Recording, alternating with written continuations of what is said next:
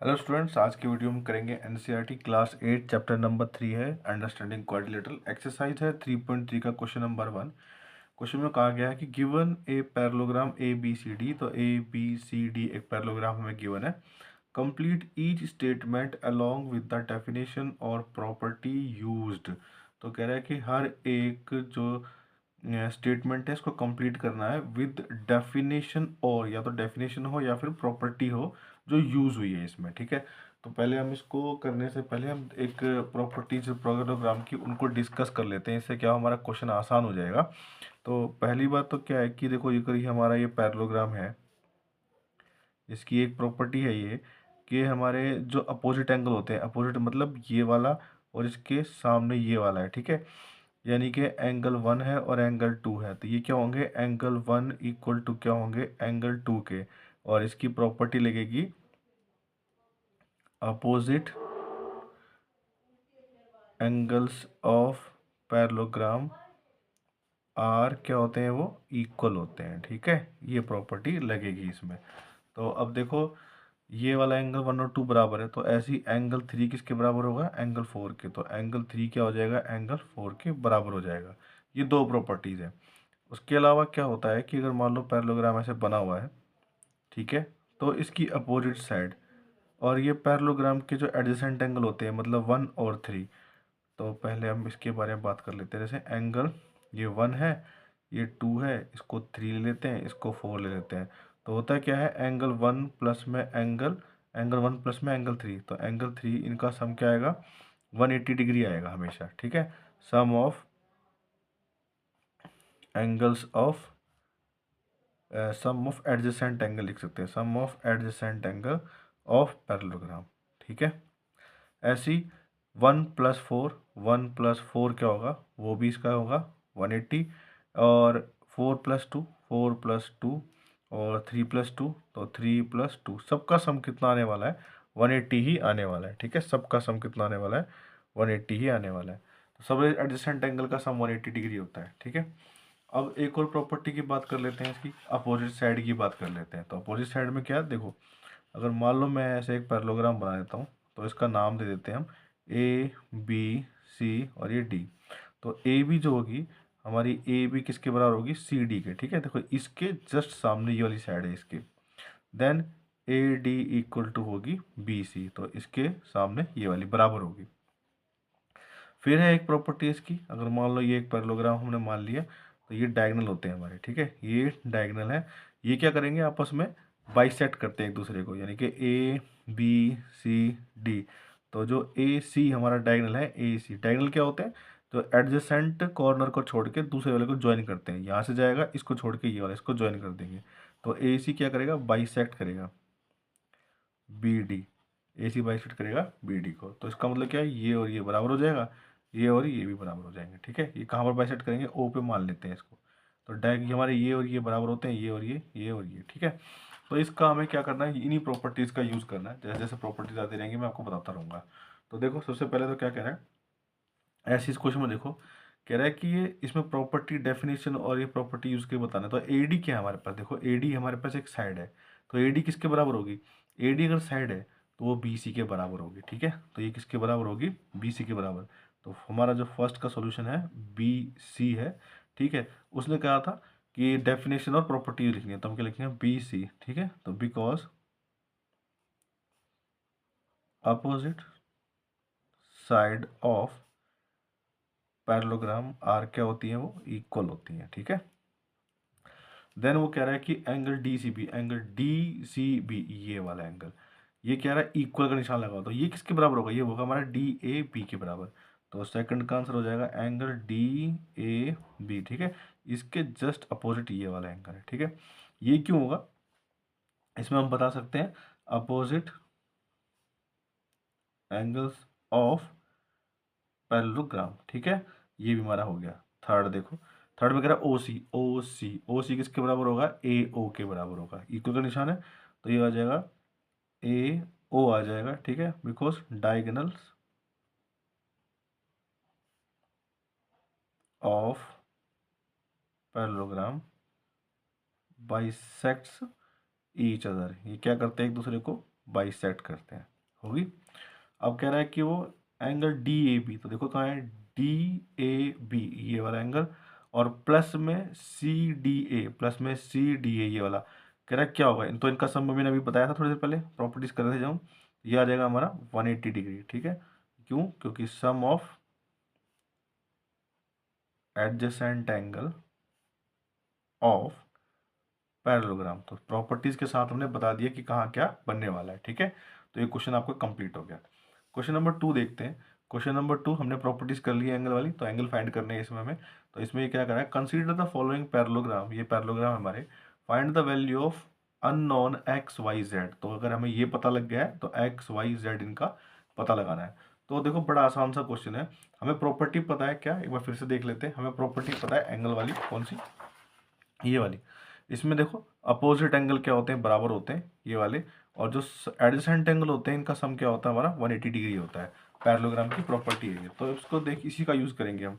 तो सबसे पहले देखो क्या है, y, और देखो एंगल b और एंगल d, ठीक है। देखो एंगल b इक्वल टू क्या है, एंगल d, क्यों है, अपोजिट एंगल ऑफ पैरेललोग्राम। तो एंगल बी हमारा अगर 100 डिग्री है तो एंगल डी भी कितना हो जाएगा हमारा, 100 डिग्री हो जाएगा, ठीक है।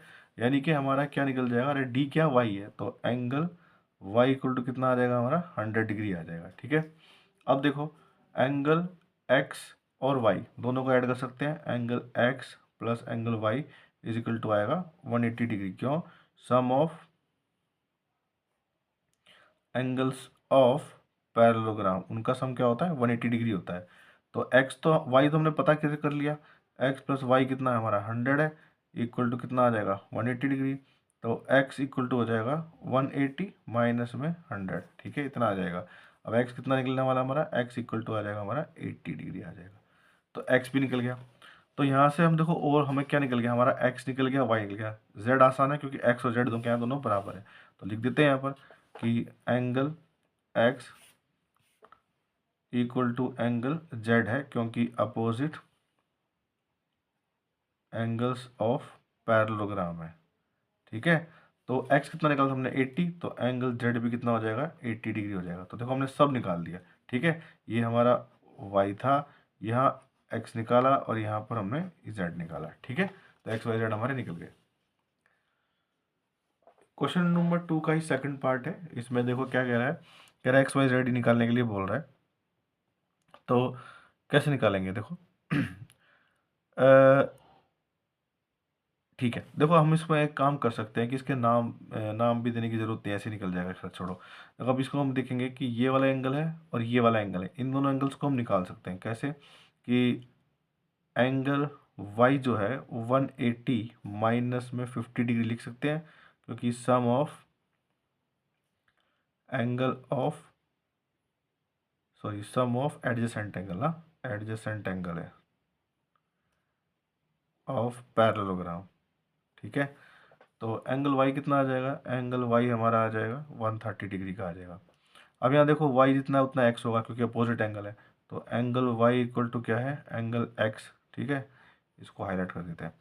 ये क्यों है, क्योंकि अपोजिट एंगल्स ऑफ पैरेललोग्राम है, ठीक है। तो एंगल x कितना निकल जाएगा, जितना y है, y कितना था 130 डिग्री, तो ये आ गया आपका 130 डिग्री, ठीक है। अब देखो ध्यान से देखो, z के लिए हमें कुछ करना नहीं है। अपोजिट लाइंस जो होती है पैरेललोग्राम की, वो क्या होती है, पैरेलल होती है। तो ये और ये अपोजिट लाइन है पैरेललोग्राम की। तो अगर ये दोनों पैरेलल है तो हम देखेंगे ये वाली लाइन हमारी ट्रांसवर्सल की तरह एक्ट कर रही है ना, ट्रांसवर्सल बन रही है। तो ये वाला एंगल और ये वाला एंगल ध्यान से देखो तो क्या बन रहा है, क्रॉसपोंडिंग एंगल बन रहा है। देखो ध्यान से, इसको थोड़ा आगे बढ़ा दें हम, देखो, ठीक है। अभी देखो ये दोनों पैरेलल है, ठीक। तो जितने भी हमने प्रॉपर्टीज करी है उसमें इस प्रॉपर्टीज को भी जोड़ सकते हैं। तो जैसे कि हमने इसमें करा था अभी लाइन सेगमेंट वाला, तो ये लाइन सेगमेंट के, ये लाइन जो होती है इसकी अपोजिट साइड जो होती है बराबर तो होती है और पैरेलल भी होती है। तो ये हो जाएगा हमारा A B parallel to C D होता है, और ए डी जो है वो पैरेलल टू बी सी होगा।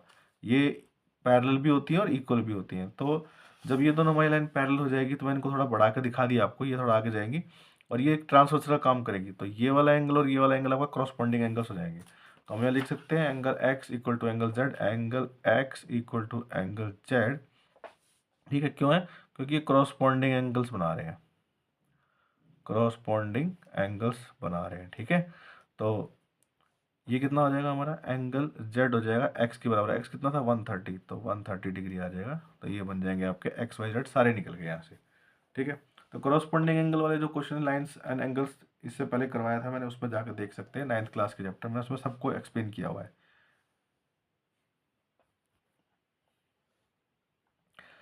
तो देखो इसका पार्ट नंबर 3 है। तो इसमें क्या है, सिर्फ हमें फिगर ऐसे दिया हुआ था, इसमें कोई नाम वाम नहीं दिया हुआ, लेकिन इसमें क्या नाम दे लेते हैं, नाम देने से थोड़ा आसान हो जाएगा क्वेश्चन। उसको नाम देते हैं, हम यहाँ देते हैं ए, ये हो जाएगा बी, ये सी है, और ये क्या हो जाएगा डी हो जाएगा। तो देखो एंगल एक्स इक्वल टू क्या हो जाएगा, एंगल एक्स इक्वल टू हो जाएगा 90 डिग्री। देखो ये 90, ये भी वर्टिकली अपोजिट एंगल है। ठीक है, कोई भी दो लाइन अगर आप उसमें काटती है हमारी, देखो यहाँ पर अगर मान लो कोई दो लाइन है, वो हमारी ऐसे और ऐसे काट देती है, तो क्या होता है, ये वाला एंगल इस एंगल के बराबर होता है हमेशा, इसे कहते हैं वर्टिकली अपोजिट एंगल। तो यहाँ भी देखो ध्यान से, ये वाली लाइन और ये वाली लाइन इंटरसेक्ट कर रही है।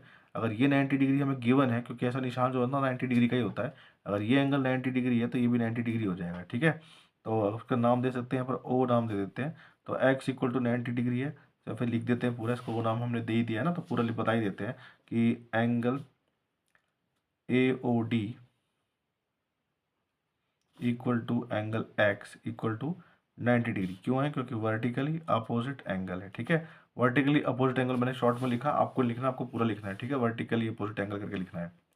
देन हमें क्या करना है, अब देखो एक्स निकल गया, अब देखो एक ट्रायंगल है हमारे पास बी ओ सी। ठीक है, तो एंगल बी, सॉरी हाँ, एंगल बी ओ सी, ये ऐसे बता सकते हैं कि in triangle B O C, angle B O C नाम दिया हुआ है हमें X plus Y plus angle, ये कितना हो जाएगा हमारा सी बी ओ। तो angle C B O is equal to आ जाएगा हमारा 180। 180 क्यों है? क्योंकि हम बता सकते हैं कि सम ऑफ एंगल्स ऑफ ट्राइंगल। ठीक है, ये वाली प्रॉपर्टी लग रही है। तो एक्स वाई जेड में देखो, एक्स हमने अभी ढूंढा था, कितना था 90, प्लस में वाई कितना है हमें फाइंड करना है, और ये हमें दिया हुआ है कितना 30। ठीक है, ये देखो हमें दिया हुआ था 30, तो ये आ जाएगा हमारा 180 डिग्री हो जाएगा। इन दोनों को प्लस करो, 120 plus y is equal to 180 degree, और वाई इज इक्वल टू आ जाएगा 180 माइनस में 120, तो वाई इज इक्वल टू कितना आएगा 60 डिग्री आ जाएगा। ठीक है, ये 60 डिग्री आ गया, तो वाई भी आपका निकल गया।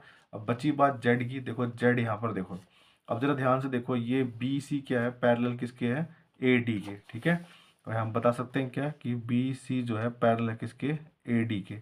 और ये जो हमारी लाइन होगी बी सी, देखो B C parallel A D के, तो ये ए सी क्या एक ट्रांसवर्सल है, तो हम बताएंगे यहाँ पर कि ए सी इज क्या है हमारी ट्रांसवर्सल है। सो यहाँ कर देते हैं angle y, angle y equal to angle z है। क्यों है? क्यों? इसकी प्रॉपर्टी लगी, ये ऑल्टरनेट एंगल है। देखो ध्यान से, ये पैरेलल है, ये ऑल्टरनेट, ये सॉरी ट्रांसवर्सल है, तो ये वाला एंगल और ये वाला एंगल ऑल्टरनेट एंगल बना रहे हैं। तो ये हो जाएगा हमारा angle z equal to y के बराबर। वाई कितना था 60, तो ये भी 60 हो जाएगा, क्योंकि ये क्या है ऑल्टरनेट एंगल्स हैं। ठीक है, शॉर्ट में लिखा ऑल्ट। अब देखो यहाँ पर क्वेश्चन नंबर 6 में क्या कह रहा है, क्वेश्चन सॉरी 4 में, इसी का पार्ट है 4। तो इसने कहा इस सबको पता करो। तो ये हमारा क्वेश्चन कुछ कुछ ऐसा जैसा हमने पहले वाला क्वेश्चन किया था, फर्स्ट वाले पार्ट में किया था, बिल्कुल सेम वैसा ही लग रहा है। ये सेकंड पार्ट था, सॉरी ये वाला। ठीक है, ये वाले पार्ट की तरह है वो, थोड़ी फिगर्स को ऐसे बना दिया उस फिगर को। ठीक है, वैसा ही क्वेश्चन है। तो देखो हमें फिर से वैसे ही करना है कि जो हमारा वाई है वो क्या है, इसके बराबर है। तो हम यहाँ क्या बताएंगे, इसको भी नाम दे देते हैं। ये हमारा ए है, ये बी है, ये सी है, और ये डी है। तो ये क्या आ जाएगा, हम बता देते हैं यहाँ पर कि angle B equal to angle y है, क्योंकि अपोजिट एंगल्स ऑफ पैरेललोग्राम है ये। ठीक है, तो एंगल बी हमारा 80, देखिए एंगल वाई कितना आ जाएगा, वो भी हमारा आ जाएगा 80 डिग्री आ जाएगा। ठीक है, ये आ गया हमारा 80 डिग्री। अब जब वाई 80 डिग्री आ गया, तो हमें पता है एक्स प्लस वाई क्या होता है। देखो एक्स प्लस जो वाई है वो आएगा हमारा कितना 180 degree, sum of adjacent angle. ठीक है, ये प्रॉपर्टी लगेगी हमारी। अब जब ये प्रॉपर्टी लग रही है, तो हम क्या बताएंगे, हमने अभी ढूंढ लिया वाई को 80 है, तो x plus 80 is equal to 180, तो x इक्वल टू कितना आ जाएगा 180 माइनस में 80, तो x इक्वल टू कितना आ गया 100 डिग्री आ गया। ठीक है, ठीक। चलो अब बचा हमारा z, तो z भी देखो करस्पॉन्डिंग एंगल बन रहा है। अगर हम इसका कोई नाम दे देते हैं तो z को देखो एंगल ए बी सी, और ये देखो ये दोनों पैरेलल हैं, ये लाइन बड़ी बढ़ रही है यहाँ पर, ये वाला एंगल और ये वाला एंगल क्या है, करस्पॉन्डिंग एंगल्स बन रहे हैं। तो हम यह बता सकते हैं कि angle z is equal to angle A B C. ये क्यों है, क्योंकि ये करस्पॉन्डिंग एंगल्स बना रहे हैं, करस्पॉन्डिंग एंगल्स है ये। तो एंगल जेड कितने का हो जाएगा, वो 80 डिग्री का हो जाएगा। ठीक है, तो ये भी हमारा निकल गया। तो धीरे धीरे सारे क्वेश्चन हमारे सॉल्व हो गए। अब देखो जरा ध्यान से, लास्ट पार्ट है, इस पार्ट के बाद फिर हमारा क्वेश्चन खत्म। ठीक है, तो सेकंड क्वेश्चन भी खत्म हो जाएगा हमारा। अब देखो यहाँ पर इस वाले में इसको भी नाम दे देते हैं, ये हमारा नाम है कि इसका ए दे देते हैं, इसको बी दे देते हैं, इसको सी और इसको डी नाम दे देते हैं। अब देखो अब सॉल्व करते हैं इसको। इस वाले ट्रायंगल में देखो बी और डी बराबर है। ठीक है, तो हम लिखते हैं एंगल बी बराबर है एंगल डी के, क्योंकि अपोजिट एंगल्स ऑफ पैरेललोग्राम है। तो बी अगर 112 तो वाई भी कितना हो जाएगा, angle y is equal to हो जाएगा 112 डिग्री। वाई निकल गया यहाँ से। ठीक है, अब देखो वाई निकल गया, ये दिया हुआ है। तो अब बताओ क्या कि in triangle A D C में x plus Y plus D A C is equal to बनेगा मेरा 180 डिग्री। ये क्यों है, क्योंकि sum of angles of triangle वाली प्रॉपर्टी लग गई, क्योंकि ट्रायंगल के तीनों एंगल का सम कितना होता है 180 डिग्री होता है। अभी देखो x तो मुझे फाइंड ही करना है, y मेरा 112 है, प्लस में d कितना दे रखा 40 इज इक्वल टू 180 डिग्री हो जाएगा। अब ये x प्लस में इन दोनों को प्लस करो, कितना आएगा, ये आ जाएगा आपका 152 इज इक्वल टू 180 डिग्री। ठीक है, तो अब देखो यहाँ पर ध्यान से कि x कैसे निकलेगा, x करने के लिए क्या करेंगे 180, इसको वहाँ पर दो माइनस में 152, तो x इक्वल टू कितना हो जाएगा, देखो 50 जाएंगे तो 30 बचेंगे ना, और दो और चल जाएंगे 28, तो 28 डिग्री का आ जाएगा ये आपका। ठीक है, ये आ जाएगा 28 डिग्री आ गया। अब देखो ये 28 डिग्री आ गया, z निकालना है, तो देखो z को भी ध्यान से देखेंगे तो क्या बन रहा है, देखो ये भी कुछ ना बन ही रहा है यहाँ पर। देखो ये ट्रांसवर्सल मान लेते हैं इसको, तो ये वाला एंगल और ये वाला एंगल कैसे बनेगा, देखो ये वाला एंगल और ये वाला एंगल। ठीक है, आप इस फिगर को ऐसे देखो तब समझ में आएगा ये ठीक से।